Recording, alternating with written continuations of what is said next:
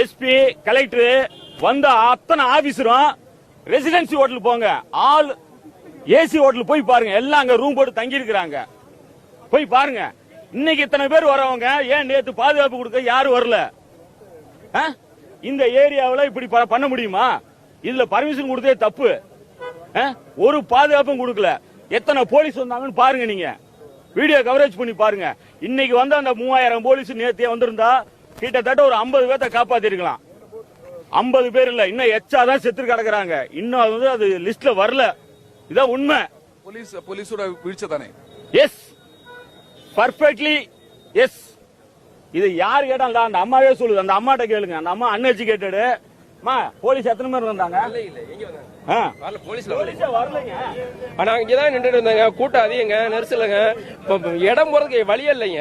எவ்வளவு போலீஸ் இருந்து? போலீஸ் இருந்தாங்க, அந்த பக்கம் தான் இருந்தாங்க. இந்த ஸ்பாட்டுக்கு யாருமே அதிகமா இல்ல.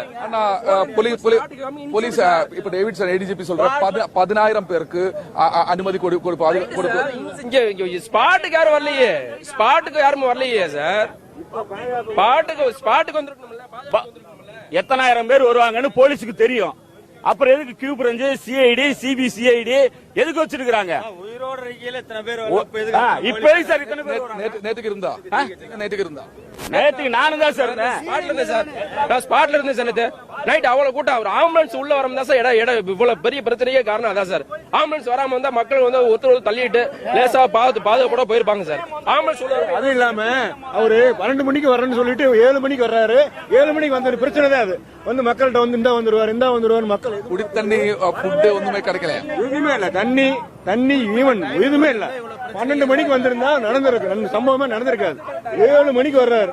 எத்தனை பேருக்கு இது மாதிரி தமிழ்நாட்டில் நடக்காம கொடுக்கணும் சார்.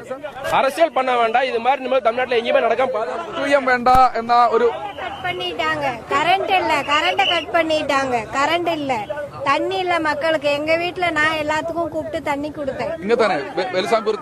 ஆமா, தண்ணி இல்ல. தண்ணி இல்லாத நிறைய பேர் மயக்கம் அடைஞ்சிட்டாங்க.